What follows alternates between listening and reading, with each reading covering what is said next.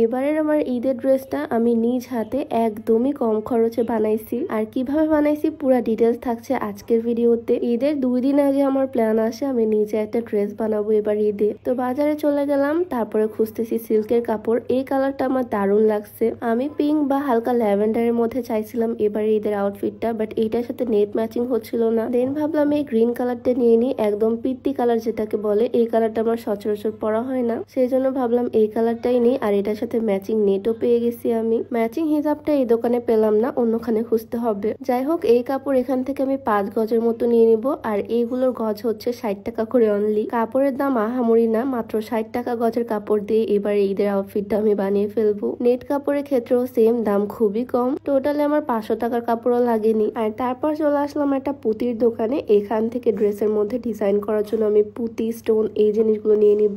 আমার এবার ড্রেসের মধ্যে আমি পার্লের ওয়ার্ক করব, তাই ছোট ছোট পার্ল পুঁতিগুলো আমি নিলাম। পুরো ড্রেসটা আমি এই পার্লগুলা দিয়ে কাজ করব, এগুলো অনেক ভালো লাগে আমার কাছে। আর সাথে নিব এই ছোট ছোট আয়রন স্টোন গুলো। আমি প্রায় 50 টাকার মতো এখানে পার্ল নিয়ে নিছি, আর 25 টাকার নিলাম এই স্টোন গুলো। কয়েকটা লম্বা লম্বা এই পার্ল গুলো নিলাম, আর নিলাম কয়েকটা স্টোন। এই স্টোন গুলো জামায় লাগালে অনেক গ্লেজ দেয়। 20 টাকার এই স্টোন গুলো নিয়ে নিছি। তো সবকিছু শেষে আমি চলে আসলাম আমার হিসাব ম্যাচ করতে। আমি একদম পারফেক্ট ম্যাচিং খুঁজতেছিলাম, যাতে ড্রেসের সাথে একদম ম্যাচিং হয়। আর একটু পর পেয়েও গেছি একটা হিজাব। 230 টাকা দিয়ে এই হিজাবটা আমি কিনছি ঠিকই, বাট ড্রেস পরার সময় আমি আগের হিজাবই পরছি। তো সবকিছু নেওয়া শেষে আমি সোজা চলে গেলাম টেলারের কাছে। সবকিছু সুন্দরভাবে মাপ দিয়ে বুঝিয়ে দিয়ে আসলাম। সিল্কের কাপড়ে প্যান্ট হবে, ড্রেসও হবে ফুল হাতা সিল্কের কাপড়ে, আর নেটের কাপড়ে হবে ওড়না। সবকিছু বুঝিয়ে দিয়ে দেন চলে যাচ্ছি বাসায়। আর তার পরের দিনই ইমার্জেন্সি ভাবে আমার ড্রেসটাও বানিয়ে দেওয়া হয়ে গেছে। প্যান্টটা আমি নিছি ঢিলা ঢালা প্লাজো টাইপের, ড্রেসও নিছি লং একদম ফুল হাতা ঢিলে ঢালা। আর এই তো এখানে আমি যে জিনিসগুলো কিনছিলাম, গোল পার্ল, লম্বা পার্ল, ছোট ছোট স্টোন,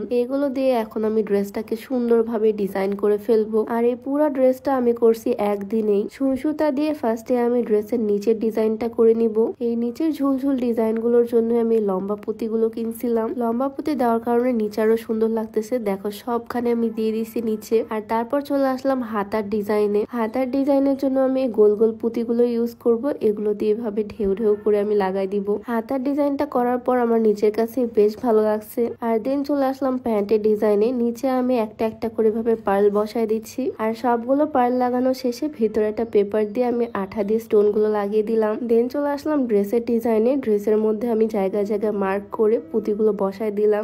সুতা দিয়ে সুন্দরভাবে সেলাই করে পিছন থেকে সুতাগুলো কেটে দিচ্ছি। পুরো ড্রেসটাতে সুন্দর করে পার্ল ওয়ার্ক করা হয়ে গেছে। হাতাতেও পার্ল ওয়ার্ক করে নিয়েছি। আর এটার উপরে নিচে আমি স্টোন বসাই দিব। এখন একটা কাগজ নিচে দিয়ে সুন্দরভাবে গ্লু এর সাহায্যে আমি স্টোন গুলো বসাই দিছি। স্টোন বসানোর পর দেখতে আরো বেশি সুন্দর লাগতেছে। আর এই হচ্ছে আমার ওড়নাটা। ওড়নার চারপাশ দিয়ে আমি এরকম চিকন করে ডাবল কুচি দিয়ে নিছি। আর কুচির মধ্যে মধ্যে আমি জায়গায় জায়গায় এরকম পার্ল সেলাই করে নিলাম, যাতে ওড়নাতেও একটু কাজ থাকে। আর ভিতরে ভিতরে স্টোন গুলো বসাই দিছি। আর এইভাবে আমি একদিনের মধ্যে আমার জামা পায়জামা ওড়না মানে ফুল 3 পিসের কাজ কমপ্লিট করে ফেলছি। দেখো তো কেমন লাগতেছে আমার ড্রেসটা। ডিজাইনটা কেমন হয়েছে অবশ্যই জানিও। আর ঈদের পরের দিন আমি এই ড্রেসটা পরছি। এইরকম কালার সচরাচর পরা হয় না, বাট আমার তো মনে হচ্ছে ড্রেসটা বেশ ভালো লাগতেছে। একদমই কম খরচে এই সুন্দর 3 পিসটা আমি বানিয়ে ফেলছি। দেখে তো মনে হচ্ছে না, তাই না, যে এত কম খরচে এটা বানানো হয়েছে। সবচেয়ে বেশি পছন্দ হয়েছে আমার এই হাতার ডিজাইনটা, এই পার্লের ওয়ার্কের জন্য। কামিজটা একদম লং দিয়েছি, নিচের ডিজাইনটাও সুন্দর করে করছি। তোমাদের কাছে ড্রেসটা কেমন লাগলো অবশ্যই কমেন্টে জানিও। তো আজকের ভিডিওটা এখানে শেষ করছি। সবাই ভালো থাকো, সুস্থ থাকো। দেখা হচ্ছে নতুন কোনো ভিডিওতে। আল্লাহ হাফেজ।